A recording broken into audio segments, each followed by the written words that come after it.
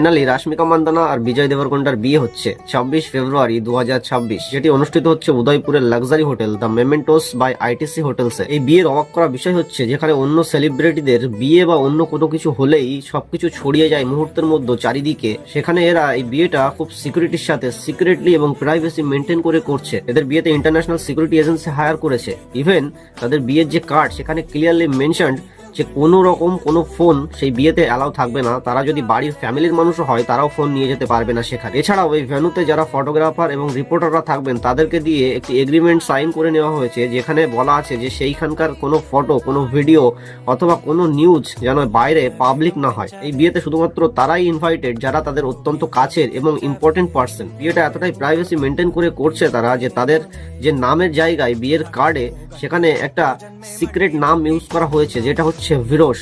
আজকের দিনে যেখানে দেখা যায় যে প্রত্যেকটা সেলিব্রিটিদের বিয়ে হোক বা যে কোনো রকম অনুষ্ঠান সেটা একটা পিআর ইভেন্টে পরিণত হয়, প্রত্যেকটা স্টেপ এক একটা রিলে পরিণত হয়, সেখানে দাঁড়িয়ে সবার মনে একটা প্রশ্ন থেকেই যায় যে এরা এতটা প্রাইভেসি কেন মেনটেন করছে। মেবি বাইরের কারোর নজর না লেগে যায়। যেখানে দেখতে গেলে তাদের এঙ্গেজমেন্ট 2017তেই কমপ্লিট হয়ে গেছিল এবং সেটাও কিন্তু খুবই প্রাইভেসির সঙ্গেই করা হয়েছিল, যেটা কিন্তু বাইরের কেউ খুব একটা জানে না, খুব একটা ছড়ায়নি সেই খবরটা বাইরে। বাকি এটা নিয়ে আপনার কি বক্তব্য, এদের এই ডিসিশন কেমন লাগলো আপনার, সেটা অবশ্যই কমেন্টে লিখে যাবেন এবং আমাকে সাপোর্ট করার জন্য please click follow subscribe button.